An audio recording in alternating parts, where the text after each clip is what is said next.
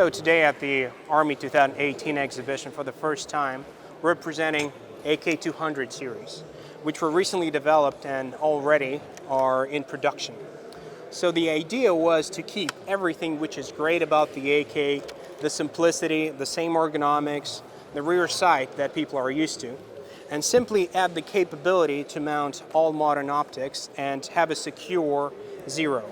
So this receiver cover is actually very easy to use. Just like that, it's hinged, so it's not really something that people are not used to, and it holds zero very well. There was a lot of rigorous testing involved, and again, I would say that it's a great weapon for, in a way, AK traditionalist, but who has to mount modern accessories on the weapon. So you can see it has an adjustable stock with a cleaning rod inside. The safety has a special lever for the trigger finger. And take a look, this is the first time we're actually demonstrating 5.56 magazines with transparent windows where you can actually see the amount of rounds left, which was a requirement of Russian military forces for years and years. You can mount IR lasers, lights on the gas tube. There's a very secure mount here on top. So we took the standard AK, added all the necessary rails, and now people who know and appreciate the reliability have a completely secure system to mount everything they have. And as you can see, it's relatively similar to existing models. That's why this weapon is already in production, and the cost is pretty user-friendly.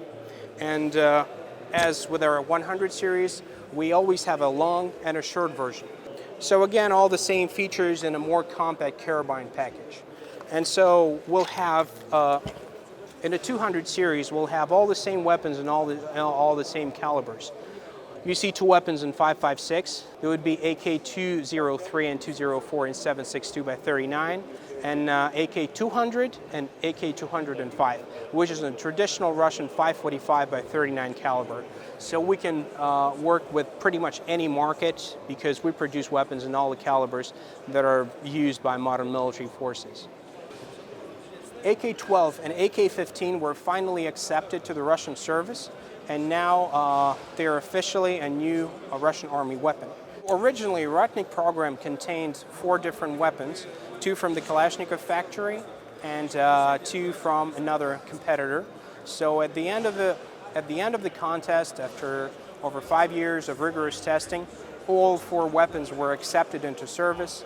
And now it's down to Ministry of Defense what exactly they're going to buy. They might be buying small quantities of particular weapons for specific units. So, it's great to have a choice. That's why they chose 4 weapons at the end of the trials.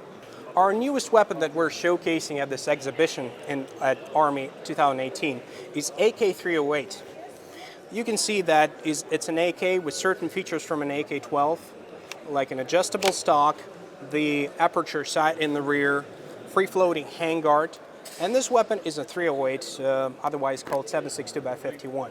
Right now, there are a lot of militaries all around the world which still use G3s, FNFALs, and it comes time to change for something else.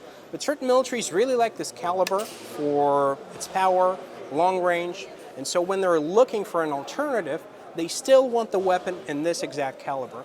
That's why it makes sense to offer a weapon which has legendary reliability, and that's why it makes sense to offer a weapon which combines legendary reliability with a very powerful 7.62x51 round.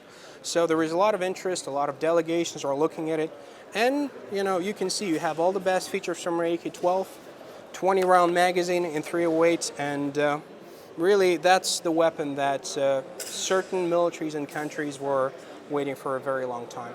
We can't, for now, we can't really, until the contract is signed, we can't really predict which countries are going to order it. But if some of the viewers will do research, they'll see that certain countries in South Asia, they issue tenders for a weapon in 7.62x51 pretty often. If you're a fan of Army recognition, you probably remember this weapon from a 2016 demonstration when we showed the early prototype for the first time. It was yellow and, it looked like a prototype. Right now you can see that the development went pretty far. This is a pretty slick weapon. It's extremely lightweight, and you can see that, designers did a really good job on working on it. I personally had a lot of opportunities to shoot it. It's extremely controllable, and I really like the history of this particular weapon. So the prototype was developed by a very famous Russian designer, Dragunov, who developed famous sniper rifle, SVD. But at that time, this design wasn't really necessary. So years after those prototypes were discovered in the modern days, the design engineers decided that we should try to use this concept. So all the important parts are in the upper receiver, and you can see that the lower receiver can be made out of the polymer, which makes the weapon considerably more lightweight. And it's less than 6 pounds, and it's less than 3 kilograms.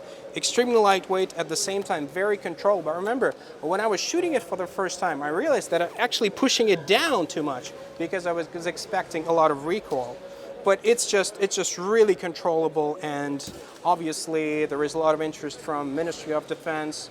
AK-74U, which is the shortest AK produced in Russia, is not in production from 1993.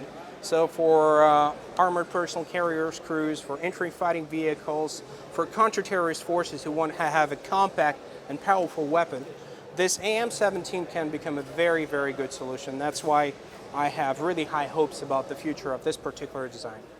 Another interesting version of AM-17 is this weapon, AMB-17, which is an integrally suppressed compact assault rifle. You can see the suppressor, and this weapon is entirely ready for night operations. You have an IR laser, red dot, 20-round magazine with special subsonic 9x39 ammo, which was developed in Soviet Union in the very late 80s. And still, it's a very unique ammo which is quite effective on the short range. Because it's subsonic, it doesn't produce any supersonic crack. And generally, weapons in this caliber have very small sound signature. So you can see there is the same stock, similar lower receiver, but if that's more of a general purpose compact weapon, this is a specialized weapon for working at night when you need to have a good suppressor, very good flash hiding capabilities, and just another great way to use that original design, which allows you to make a lightweight weapon but not compromise on the reliability and the durability of the whole design.